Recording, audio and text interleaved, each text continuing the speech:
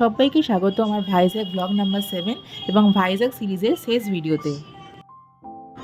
ভাইজ্যাগ বেড়াতে গিয়ে কোন কোন জায়গা ঘুরতে একদম মিস করবেন না সেই নিয়ে থাকছে আজকের ভিডিও। চলুন তাহলে ভিডিওটি স্টার্ট করা যাক। সবার প্রথমে আমরা আরকে বিচের সামনে TU-142 এয়ারক্রাফট মিউজিয়ামে গিয়েছিলাম।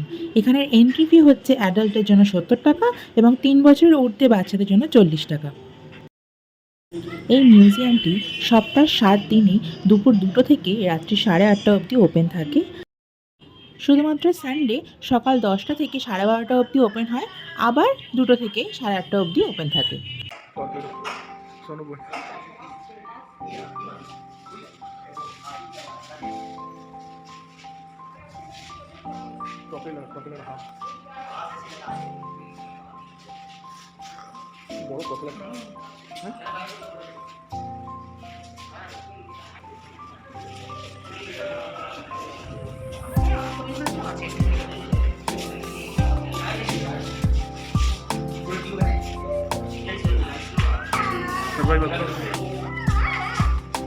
বড় যুদ্ধ বিমানে যে নামার ল্যান্ডিং জায়গা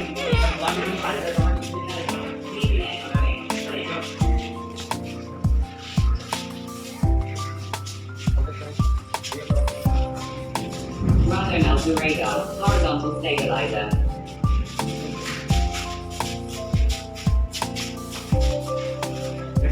Engine, ailerons, pods, gunner compartment, tail boom.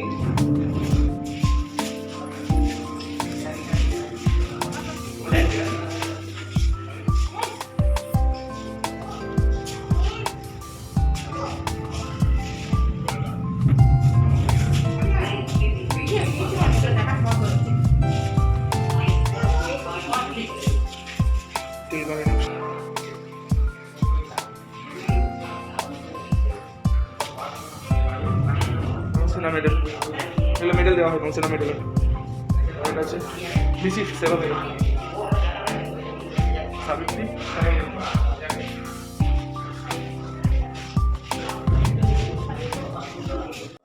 যুদ্ধ বিমানের ভিতর কেমন ছিল সেটি দেখার জন্য আমরা সিঁড়ি দিয়ে উঠছি, তবে বয়স্কদের জন্য লিফটের ব্যবস্থা আছে, তাই সিঁড়ি তাদের উঠতে হবে না। এটা কিন্তু খুব ভালো একটা ব্যবস্থা করা আছে।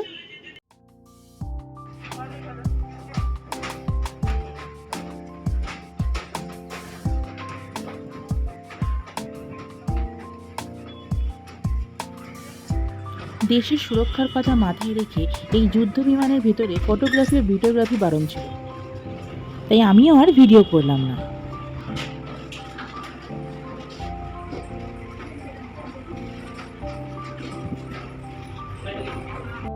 এরপর আমরা চলে এসেছিলাম সাবমেরিন দেখব বলে, তবে এখানেও কিন্তু ভিডিওগ্রাফি বা ফটোগ্রাফির জন্য চার্জেস লাগছিল, তাই আমরাও আর ভিডিও করিনি।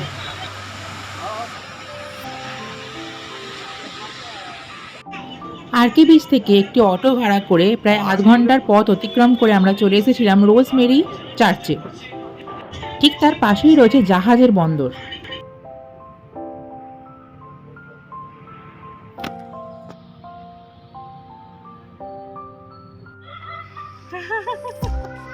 আচ্ছা ঠিক আছে।